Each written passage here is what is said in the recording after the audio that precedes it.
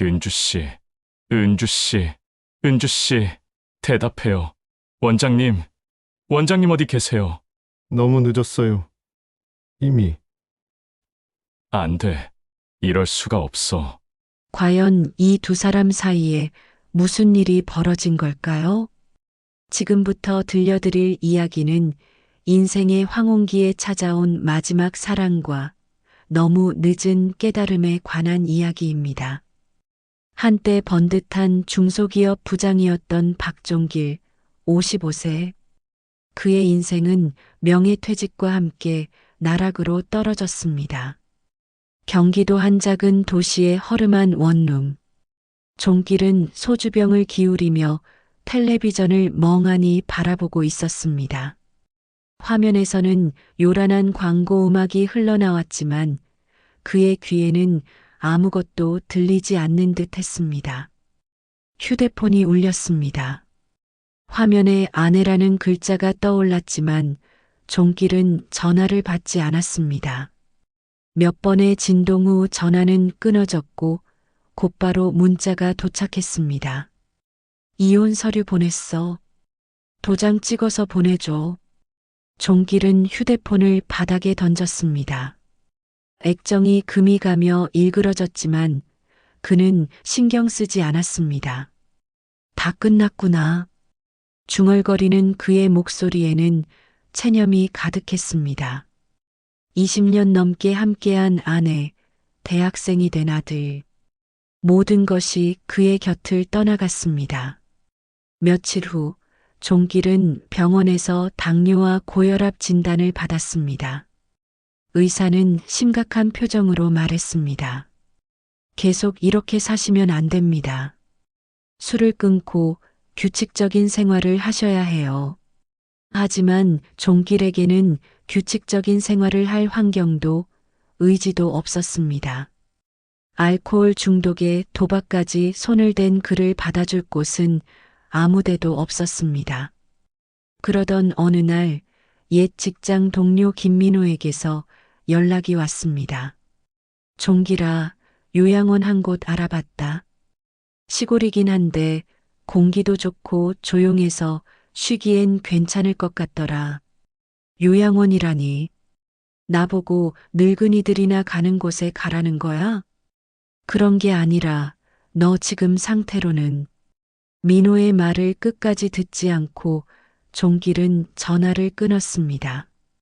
하지만 며칠을 더 혼자 지내며 생각해 보니 다른 선택지가 없었습니다. 일주일 후 종길은 작은 가방 하나를 들고 시골 요양원으로 향하는 버스에 몸을 맡겼습니다. 창밖으로 스쳐가는 풍경을 바라보며 그는 아들이 마지막으로 했던 말을 떠올렸습니다. 아버지처럼은 절대 살지 않을 거예요. 그 말이 가슴을 파고들었습니다. 자신이 아들에게 어떤 아버지였는지 이제야 깨닫게 되었습니다. 평화의 집 요양원은 작은 산골 마을에 자리 잡고 있었습니다. 주변은 온통 푸른 산과 논밭뿐이었고 도시의 소음은 전혀 들리지 않았습니다. 어서 오세요. 박종길 씨 맞으시죠? 요양원 원장이 반갑게 맞아주었습니다. 50대 중반쯤 되어 보이는 원장은 인자한 미소를 띠고 있었습니다. 여기 환경이 어떤가요? 처음이시라 적응이 힘드실 텐데. 괜찮습니다. 종길은 무뚝뚝하게 대답했습니다. 사실 괜찮지 않았지만 더 이상 남에게 의지하고 싶지 않았습니다. 원장의 안내로 요양원을 둘러보던 중 종길의 눈에 한 여인이 들어왔습니다. 52세쯤 되어 보이는 그 여인은 휠체어에 앉은 노인의 손을 잡고 조용히 이야기를 나누고 있었습니다. 저분은 한은주 씨예요. 어머니를 모시러 오셨다가 자기 몸이 아파서 함께 계시게 됐죠. 원장의 설명을 들으며 종길은 은주를 자세히 관찰했습니다. 화려하지 않은 평범한 옷차림, 정갈하게 빗어넘긴 머리, 그리고 온화한 미소. 도시에서 본 여자들과는 확연히 달랐습니다. 세상 물정 모르는 촌스러운 여자 같네. 종길은 속으로 중얼거렸습니다. 다음 날 아침 종길은 일찍 잠에서 깼습니다. 도시에서의 불규칙한 생활 때문에 잠을 이루기 어려웠습니다. 복도로 나와 보니 은주가 홀로 정원에서 무언가를 하고 있었습니다. 가까이 가보니 그녀는 작은 텃밭에 물을 주고 있었습니다. 벌써 일어나셨네요. 은주가 먼저 인사를 건넸습니다. 그녀의 목소리는 마치 봄바람처럼 따뜻했습니다. 잠이 잘 안 와서요. 저도 그래요. 새벽에 일어나는 게 습관이 돼서. 은주는 물뿌리개를 내려놓고 종길을 바라봤습니다. 여기 공기 좋죠? 서울에서 오셨다고 들었는데. 공기야 좋겠지만 할 일이 없어서 답답하네요. 종길의 말에 은주는 잠깐 생각하더니 말했습니다. 그럼 이 텃밭을 도와주실래요? 혼자 하기엔 너무 넓어서. 종길은 망설였습니다. 평생 흙을 만져본 적이 없는 그였습니다. 하지만 정말 할 일이 없어서 답답했던 것도 사실이었습니다. 뭘 해야 하는데요? 간단해요. 물 주고 잡초 뽑고 그 정도면 돼요. 그렇게 종길과 은주의 첫 인연이 시작되었습니다. 한 달이 지나면서 종길은 조금씩 요양원 생활에 적응해 갔습니다. 무엇보다 은주와 함께하는 텃밭일이 그에게는 새로운 경험이었습니다. 종길 씨, 이 토마토 보세요. 정말 잘 자랐죠? 은주는 빨갛게 익은 토마토를 따며 환하게 웃었습니다. 그 웃음에는 순수한 기쁨이 담겨 있었습니다. 그러게요. 이렇게 크는 줄 몰랐어요. 종길도 모르게 미소가 번졌습니다. 도시에서는 느껴보지 못한 소박한 즐거움이었습니다. 우리가 함께 기른 거니까 더 맛있을 거예요. 은주의 말에 종길의 가슴이 따뜻해졌습니다. 우리라는 표현이 오랜만에 들어보는 것 같았습니다. 저녁 시간 요양원 거실에서는 어르신들이 옛 노래를 부르고 있었습니다. 은주가 종길에게 다가와 말했습니다. 같이 앉아요. 저분들 노래 정말 잘 부르세요. 저는 노래를 잘 모르는데요. 괜찮아요. 듣기만 해도 좋잖아요. 둘은 나란히 앉아 어르신들의 노래를 들었습니다. 어디선가 들어본 듯한 옛 가요들이 조용한 요양원을 가득 메웠습니다. 그 사람 이름은 잊었지만 그 사람 마음은 남아있어. 노래를 듣던 은주가 갑자기 기침을 했습니다. 작은 기침이었지만 종길의 눈에는 뭔가 이상해 보였습니다. 괜찮으세요? 네, 괜찮아요. 요즘 날이 쌀쌀해서. 은주는 손수건으로 입을 가리며 대답했습니다. 종길은 그녀의 머리맡에서 본 약봉지들을 떠올렸지만 자세히 묻지는 않았습니다. 그 이후로도 종길과 은주는 매일 함께 시간을 보냈습니다.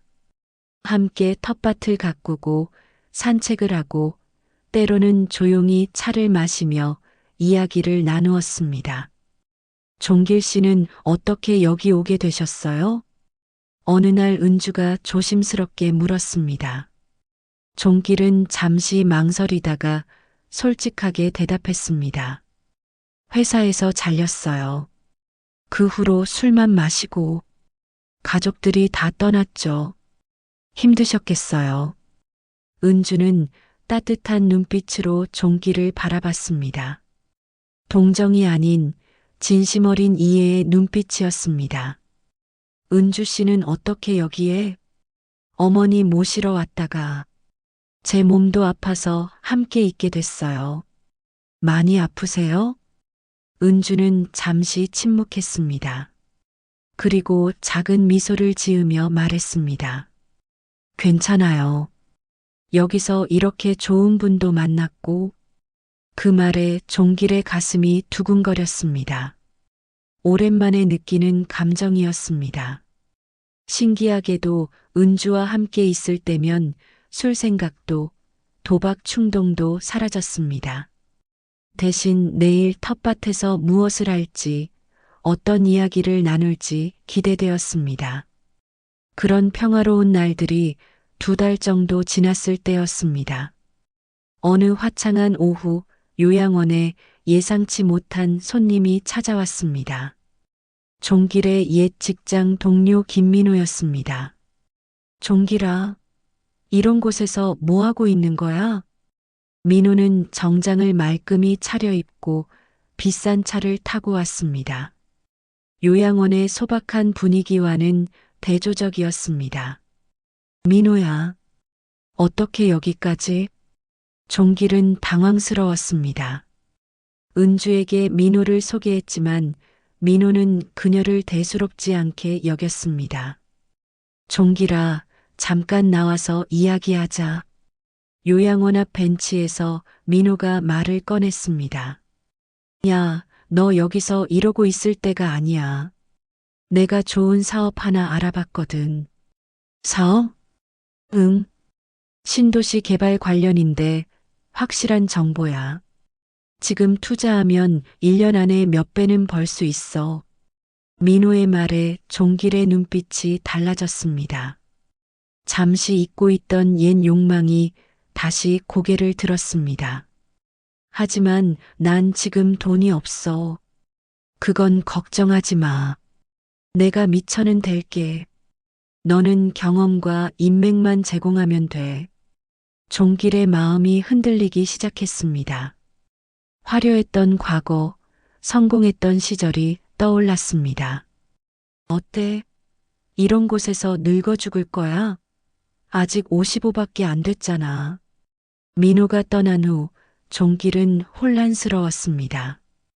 텃밭에서 은주와 함께 일하면서도 마음이 딴 데 가 있었습니다. 무슨 일 있으세요? 오늘 좀 이상해 보이시는데. 은주가 걱정스럽게 물었습니다. 아무것도 아니에요. 하지만 종길의 답변은 성의가 없었습니다. 그날 밤 종길은 잠이 오지 않아 밖으로 나왔습니다. 달빛 아래 고요한 요양원을 바라보며 생각에 잠겼습니다. 여기서 이렇게 살아야 하나? 아직 늦지 않았는데. 창문 너머로 은주의 방에 불이 켜져 있는 것이 보였습니다. 그녀는 무언가를 쓰고 있었습니다. 일기를 쓰는 것 같았습니다. 하지만 종길은 그 일기에 무엇이 쓰여 있는지 알지 못했습니다. 은주가 매일 밤 종길 씨가 다시는 떠나지 않기를이라고 적고 있다는 것을. 민호의 방문 이후 종길의 행동에 변화가 생겼습니다. 예전처럼 은주와 함께 보내는 시간이 줄어들었고 자주 혼자만의 시간을 갖고 싶어 했습니다. 종길 씨, 오늘은 텃밭 안 가세요? 오늘은 좀 피곤해서요. 그럼 차라도 함께 마실까요? 나중에요. 은주는 종길의 변화를 느꼈지만 직접적으로 묻지는 않았습니다. 대신 더욱 세심하게 그를 배려했습니다. 그가 좋아하는 차를 준비하고 조용히 곁에 있어주려 노력했습니다. 하지만 종길의 마음은 이미 다른 곳을 향하고 있었습니다. 민호에게서 온 전화를 받으며 그는 점점 더 요양원 밖의 세상을 그리워했습니다. 종길아, 사업이 생각보다 더 잘 풀리고 있어. 빨리 결정해야 해. 조금만 더 생각해 볼게. 생각할 게 뭐 있어? 기회는 지금뿐이야. 전화를 끊고 나서 종길은 답답했습니다. 이곳의 평온함이 갑자기 답답하게 느껴졌습니다. 어느 날 저녁 은주가 조심스럽게 말을 꺼냈습니다. 종길 씨, 혹시 또 어디 가시려는 거예요? 종길은 움찔했습니다. 은주의 직관이 날카로웠습니다. 무슨 소리예요? 그냥 예전에도 이런 분이 계셨거든요. 처음엔 잘 지내시다가 갑자기 마음이 변해서 은주의 목소리에는 불안이 담겨 있었습니다. 저는 그런 사람 아니에요. 하지만 종길 자신도 확신이 서지 않았습니다. 그날 밤 은주는 일기장을 펼쳤습니다. 종길 씨가 자꾸 멀어지는 것 같아. 혹시 나를 떠날까봐 무서워. 이런 마음을 갖는 게 욕심일까? 그래도 그 사람이 다시는 떠나지 않았으면 좋겠어. 한편 종길도 잠 못 이루는 밤을 보내고 있었습니다. 은주는 좋은 사람이야. 하지만 여기서 이렇게 늙어갈 순 없어. 아직 기회가 있는데. 두 사람의 마음은 점점 더 멀어져 가고 있었습니다. 은주는 종길을 붙잡고 싶었지만 방법을 몰랐고, 종길은 떠나고 싶었지만 미안함 때문에 망설이고 있었습니다. 그러던 어느 날 결정적인 순간이 찾아왔습니다. 민호가 다시 요양원을 찾아온 것은 3월의 마지막 날이었습니다. 이번에는 더욱 급박한 표정이었습니다. 종길아, 더 이상 기다릴 수가 없어. 내일까지 답을 해줘야 해. 내일까지? 응. 투자자들이 기다리고 있거든. 내가 안 한다면 다른 사람을 찾아야 하고. 민호는 계약서를 꺼내 보였습니다. 여기 서명만 하면 돼. 그럼 넌 이제 이런 곳에서 썩지 않고 다시 제대로 된 삶을 살 수 있어. 종길의 손이 떨렸습니다. 펜을 잡으려는 순간 은주가 나타났습니다. 종길 씨, 차 준비됐어요. 손님이 오셨네요. 은주는 민호와 종길 사이의 긴장감을 느꼈습니다. 테이블 위에 계약서를 보며 불안한 표정을 지었습니다. 아, 네. 알겠어요. 은주는 뒤로 물러서며 말했습니다. 하지만 그녀의 눈에는 슬픔이 가득했습니다. 민호가 떠난 후 종길은 결단을 내렸습니다. 더 이상 망설일 수 없었습니다. 다음 날 아침 종길은 가방을 싸기 시작했습니다.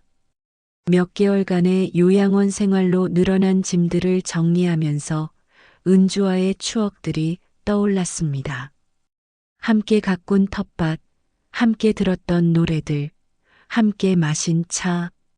종길 씨, 문 앞에 은주가 서 있었습니다.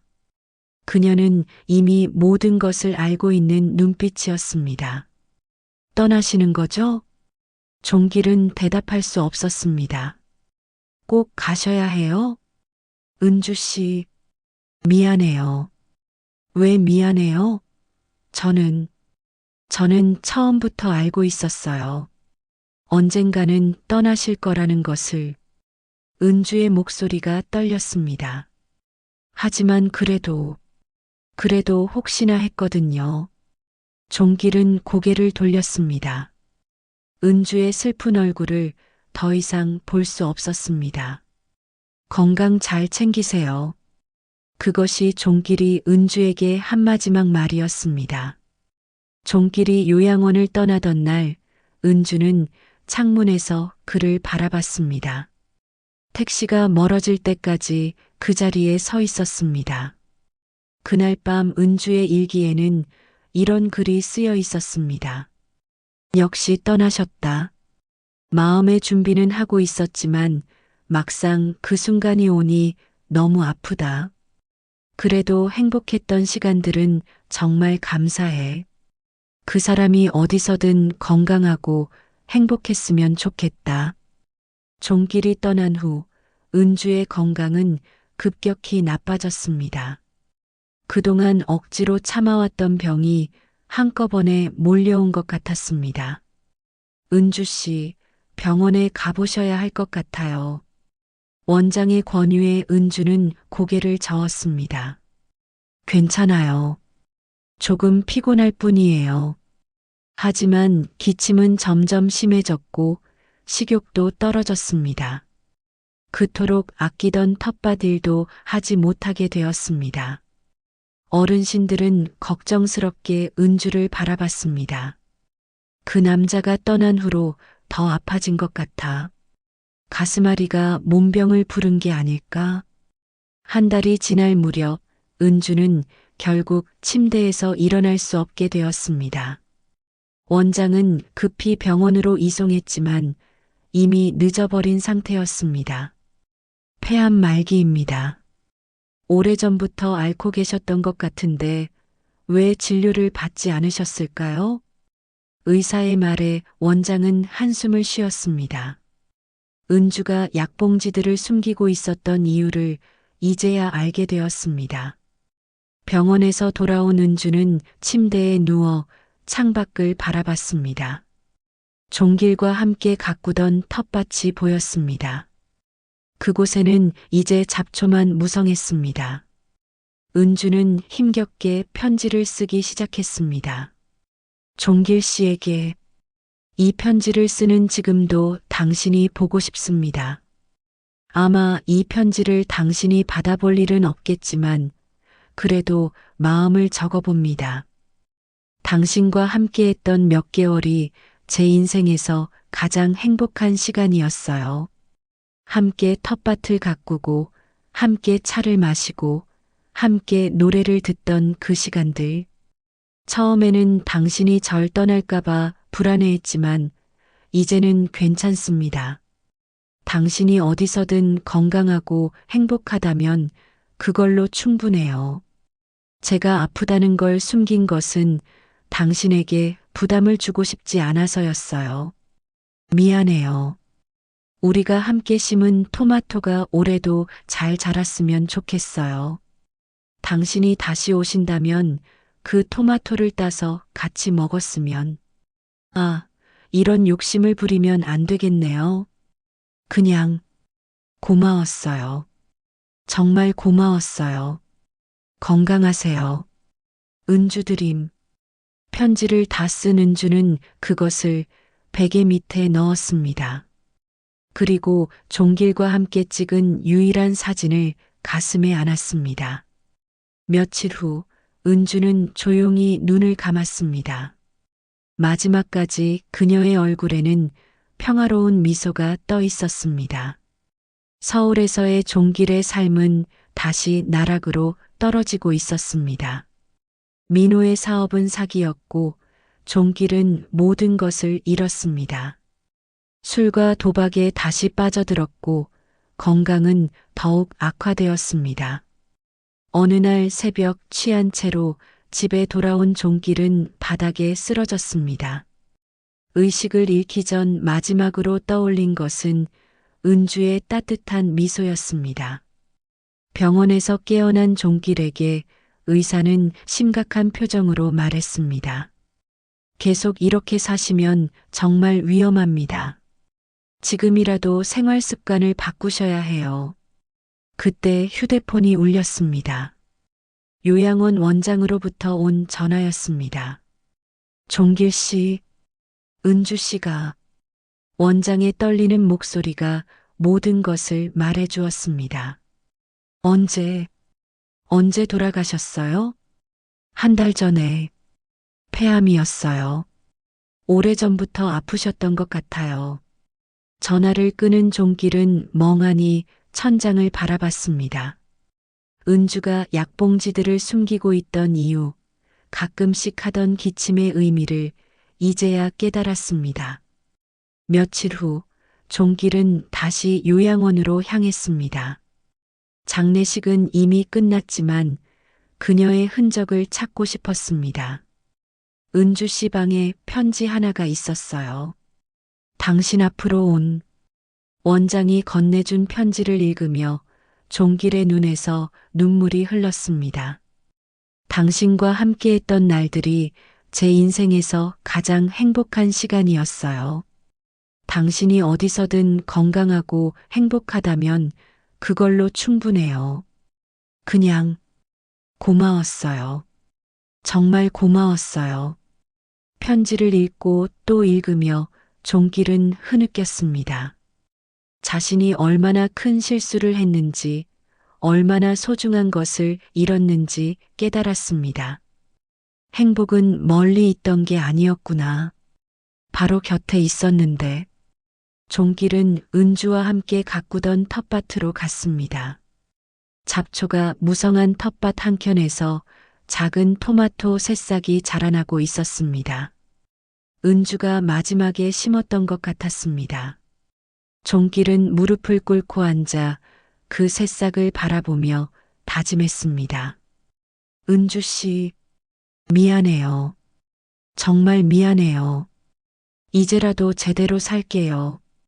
당신이 가르쳐 준 대로. 그날부터 종길은 요양원에 머물기로 했습니다. 은주가 남긴 텃밭을 가꾸며 그녀가 보여준 소박하지만 진정한 행복을 찾아가기로 했습니다. 가끔 아들에게도 안부를 묻는 문자를 보냈습니다. 아들아, 아빠가 많이 미안하다. 이제는 정말로 달라지고 싶다. 언젠가 만날 수 있기를 바란다. 며칠 후 아들에게서 답장이 왔습니다. 아빠, 괜찮으세요? 시간이 되면 한번 찾아뵐게요. 종길의 눈에 다시 눈물이 흘렀습니다. 이번에는 슬픔의 눈물이 아니라 희망의 눈물이었습니다. 여러분은 이 이야기를 들으며 무엇을 느끼셨나요? 1년이 지난 지금 종길은 여전히 그 요양원에서 살고 있습니다. 은주가 남긴 텃밭은 이제 요양원에서 가장 아름다운 공간이 되었습니다. 토마토와 상추, 고추가 무럭무럭 자라고 있습니다. 어르신들은 종길을 텃밭 총각이라고 부르며 친근하게 대합니다. 종길도 이제는 그들과 함께 노래를 부르고 차를 마시며 즐거운 시간을 보냅니다. 아들도 한 달에 한 번씩 찾아옵니다. 처음에는 어색했지만 이제는 함께 텃밭 일을 하며 대화를 나눕니다. 아빠 많이 달라지셨네요.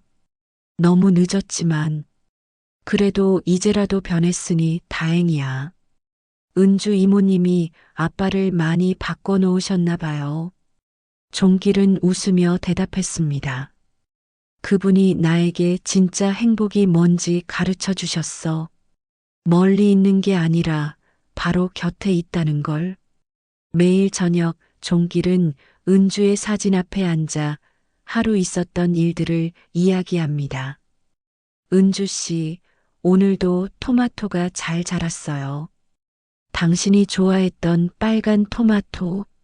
내년에는 더 많이 심어볼게요. 그리고 작은 목소리로 덧붙입니다. 고마워요.